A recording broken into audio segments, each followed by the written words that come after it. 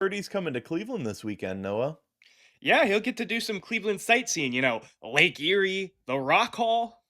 Yeah, and one Myles Garrett way closer than he wants to. The Browns are taking on the 49ers this week. Obviously, they're coming off that great win in Shedeur Sanders' first start. And I think we need to start there, Noah, because that's the big storyline. Shedeur Sanders is getting start number 2 under his belt. And I got to say, they're different players, but it feels a little bit like when Baker took over this team in that there's excitement, maybe even a little momentum. I don't know what we have, and I'm not getting too out ahead of myself here, but it just you have that same similar vibe in the city. Yeah, the excitement is palpable, for lack of a better term. The billboards being up everywhere, Gatorade ads being posted left, right, and center. We continue to see the star power of Shador Sanders here in Cleveland, and it gets you excited. I mean, he had a solid first outing as a starter in the NFL, had a bunch of great quotables that me and you both ate up. Some people didn't like too much, but all in all, I mean, this is excitement. We are back on the Browns excitement train and actually wanting to talk about this team. Not that we don't want to talk about this team, but we're on another level of really being interested and following of what's going on because of the hype and the potential of one Shador Sanders. Yeah, I mean, not that long ago, and everyone knows this, but he was buried on the depth chart. So the football gods just had other plans here, and I think that's part of the excitement. I think if Stefanski had his way this year, he probably wasn't going to see the field at all. And of course, we know that things went a little differently.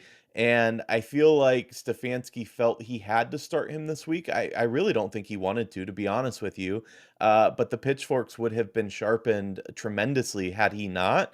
And oh, by the way, on the other side of the ball, Myles Garrett and company are just the most ruthless defense in the NFL, like, period. He's going to be licking his chops.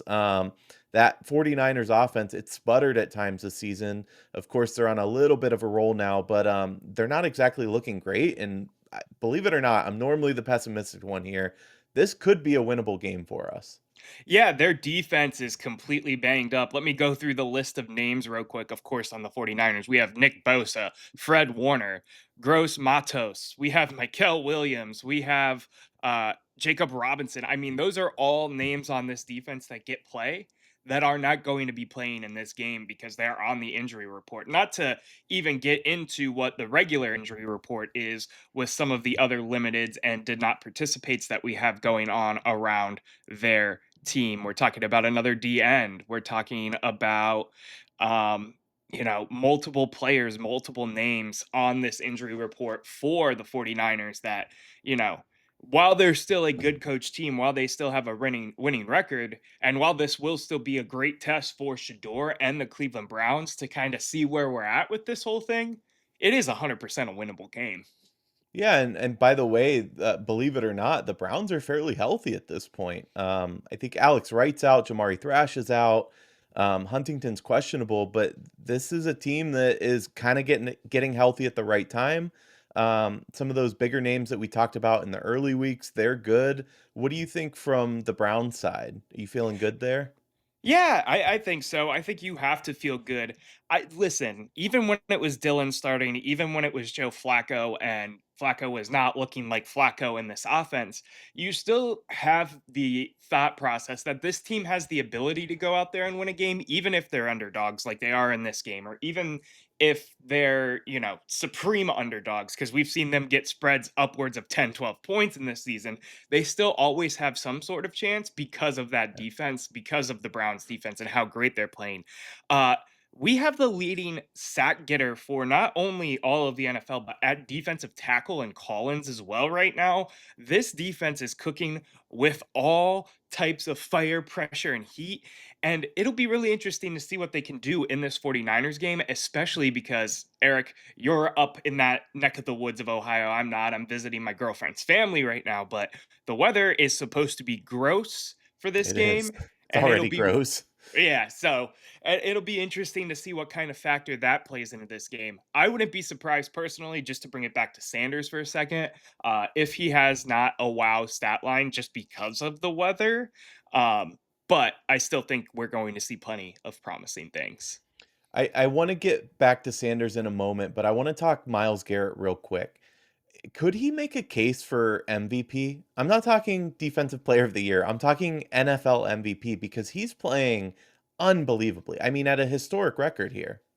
Yeah, and I think maybe we should sit down and have this conversation a little bit fuller and, maybe video content. But I think so. I think he deserves to because what would this defense be without him? What would this team be without him? What would our record be? Would we be on path for another ON season because it was Right. 16 when we had it that time? Now we could break the record and lose 17 in a row.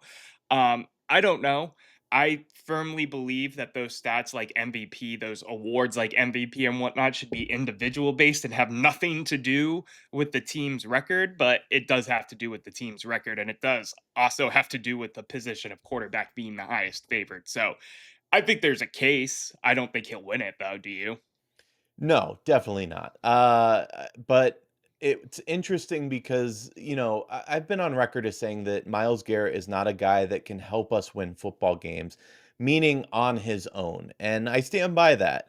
You need a cohesive team. What we saw last week in the win against the Raiders is a perfect example. Everybody helped one another out. And that's how we need to win football games. Myles Garrett going out there on his own, he just can't do it. It's not a position to like a quarterback could do that. A defensive player just can't, right? That said, man, like he is unbelievable, and you're right. I think we should get into it on an actual episode on its own. But just the fact that he's on pace, obviously, to break the sack record. Everything's looking good.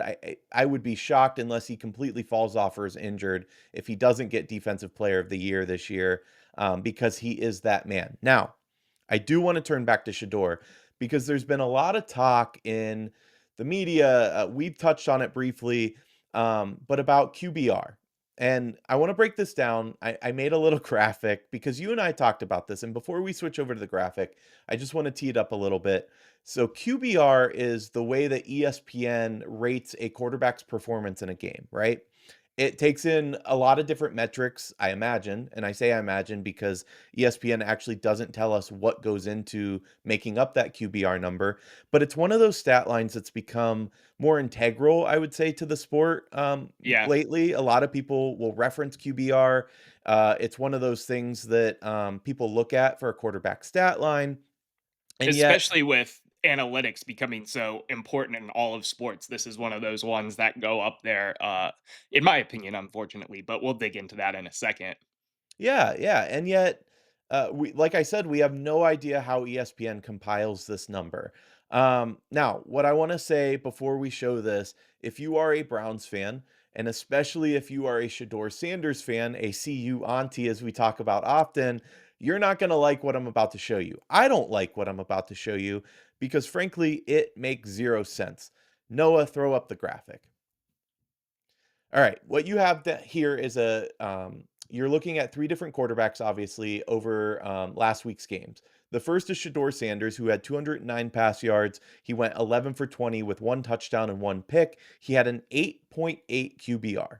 Next is JJ McCarthy against the Packers on Sunday. He had 87 pass yards, went 12 of 19, zero touchdowns with two picks, a 16.6 QBR, so about double of Shedeur Sanders. And then finally, Brock Purdy Monday night against the Panthers. He had 193 pass yards, 23 of 32, one touchdown, and three picks. He had a 49.7 QBR. Noah, when I was putting this graphic together, I got to Brock Purdy and I'm putting in QBR and I zero touchdowns, three picks. I literally went and double checked the stats of each of those three quarterbacks because I'm like, this makes 0 sense. Yeah, the popular one that was going around was comparing JJ to Shador.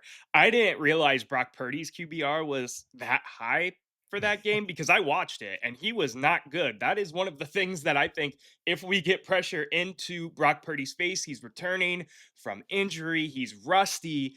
That could be a big tip off and a big way for us to win this football game on Sunday. So the fact that he had, what was it, 49.7, 48.7, something like that, that's absurd with that stat line. That makes no sense to me.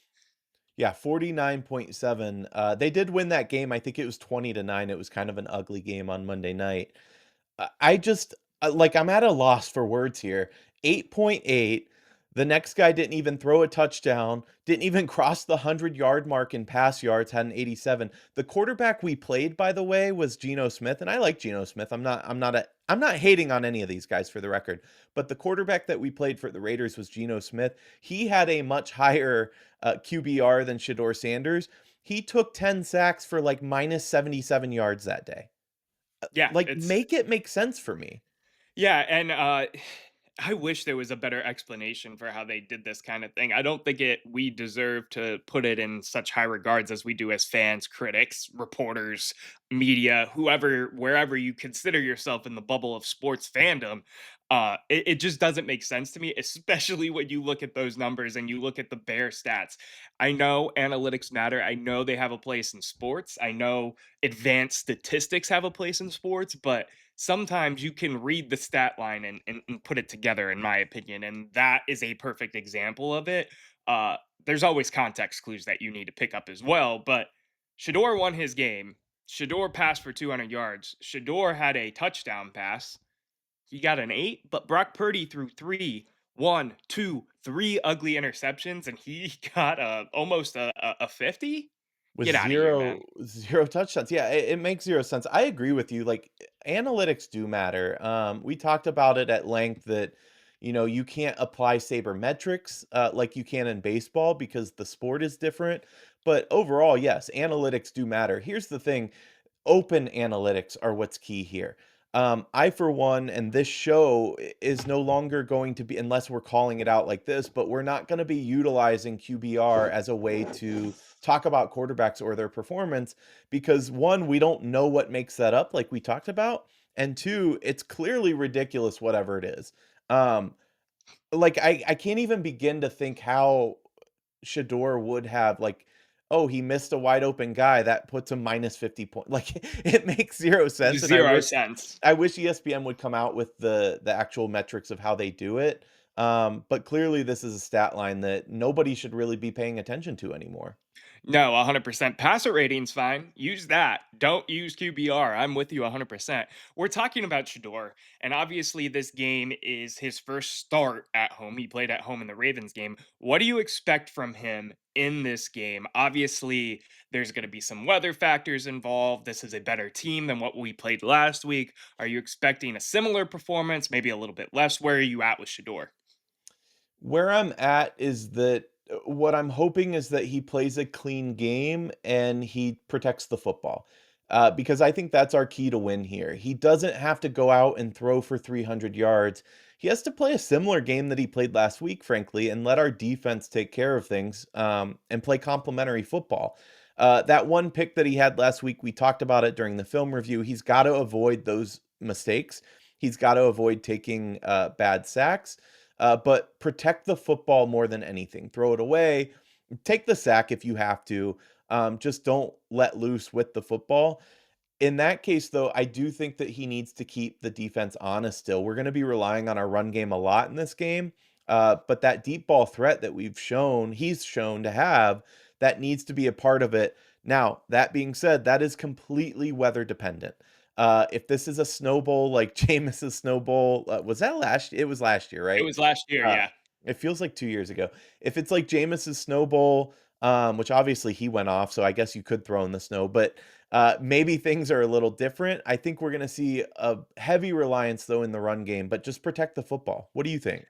Yeah, I think it'll be much more conservative. I think we will see maybe some downfield options for sure, just because that plays to his strengths. And I do give them credit. I think when they had him in passing situations, the coaching staff did play to his strengths for the most part in Definitely. terms of rolling the pocket, having some deep shots, some more of the flashy stuff aside from the Dylan Gabriel and honestly Joe Flacco this year, dink and dunk down the field type of thing that we've been seeing from the Browns offense.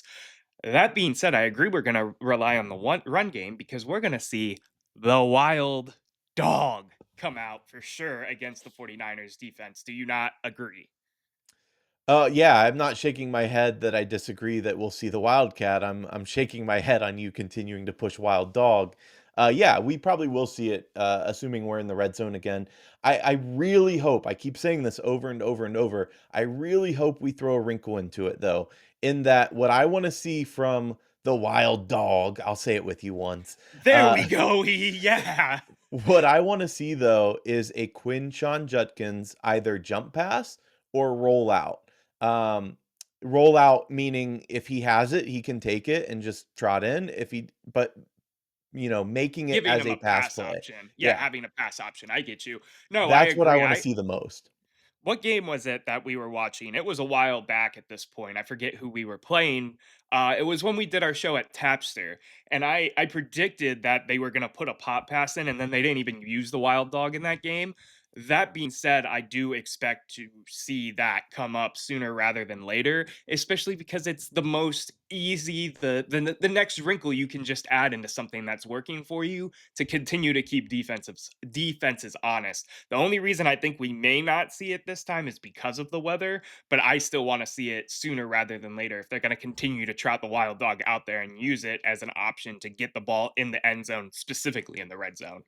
Yeah, and that was New England, I think, that It was you New were England. You're mentioning? correct. Yes. Um, yeah, I'm so excited. Like, I'm back on board.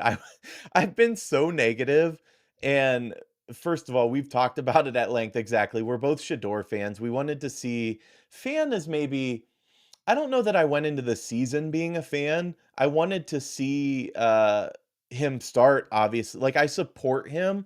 Now I'm a fan though. Like, he's turned me into a fan. I wasn't a fan when he was at Colorado. I didn't really care about him. I'm a Buckeye fan. I didn't really care about all the hoopla that surrounded the team in college. There's a lot of press, obviously. Uh, but now, like, he's turned me into a fan. I was just talking to you about jerseys, and I was thinking, I kind of want a Shador jersey. Maybe that's my next, maybe that's on my Christmas list kind of thing. But yeah, he's made me a fan, man, Couple things off of that. I'm definitely a bigger Shador fan than you. I've liked them at Colorado and all of that. I love the for hoopla. sure. I love the antics. I don't care about that kind of thing as long as you're producing and you're not like, I don't want to say a distraction because I don't think anything he's done in Cleveland is a distraction, but I'm talking about like the Johnny Manziel level stuff or even I don't Tim Tebow to an extent too. I get. I don't think Tebow's a great example. More so Johnny. I'm talking about being a nuisance, basically. Tebow wasn't a nuisance. He was just a big deal like Shador is. And if you can produce, then I don't care what you do on or off the field. Pause real Regardless, quick. Pause real quick because I just want to say I hated Tim Tebow because of Florida, but I will forever be a fan because of that playoff win against the Steelers. Like, amen. Tebow was one of the reasons I mean, like I liked football, but like really got into it growing up was just because went to a Catholic high school. My best friend loved Tebow. Anyway, this isn't about me. This is about Shador and the Cleveland Browns. I'm not buying the jersey yet because I don't want to get bit if I spend $130 on the jersey. So my Carson Swessinger is on the Christmas list for sure because they do have those on the team shop now. yeah, I was looking earlier today and I saw that. That's funny. Let's get into the betting lines and what it looks like from Vegas's point of view. They're giving a little more credit, I feel like, the Browns way. So the Browns are not favored, obviously, but it's +5. I thought that would be a little higher. Over unders 36.5, which is the same as last week. Judkins once again leading the way for the anytime touchdowns, followed by Fannin, followed by Judy. And then on the other side, McCaffrey, Kittle, and Jennings, with McCaffrey being the only one in that minus territory. Brown's first drive touchdown result, it's about the same, +550 for a touchdown, -155 for a punt. That was -150 last week. So even better odds for a punt this week. What do you think, Noah? Do you think these sound right to you? Yeah, it's interesting. I wonder if the line shifted because a lot of people were taking the Browns because of the Shador hype. Because the line earlier in the week was 6.5. So the fact that it's moved up and more in favor of Cleveland is interesting to me. I think all of this looks pretty good just looking at the game on paper, talking about a well coached, well run, oiled machine in the 49ers going up against the Browns team that, while had a fantastic, fun weekend last weekend, have had plenty of problems this season, and we cannot forget that Kevin Stefanski, coaching issues, alignments, time management, all of that is still something this team is dealing with and will probably deal with for at least the rest of the year.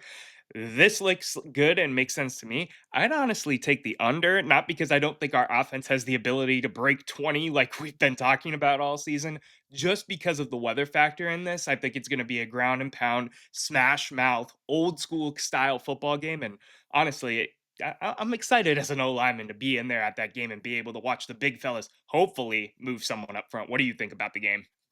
Yeah, I mean, I have a similar feel. I feel like it's gonna be, a sloppy mess, for lack of a better way of putting it. I know I said that keys to win is protecting the football, but the snow's really coming down. I was just looking out the window before we jumped on. It's coming down quite a bit, and I don't think it's expected to stop before Sunday. I don't know.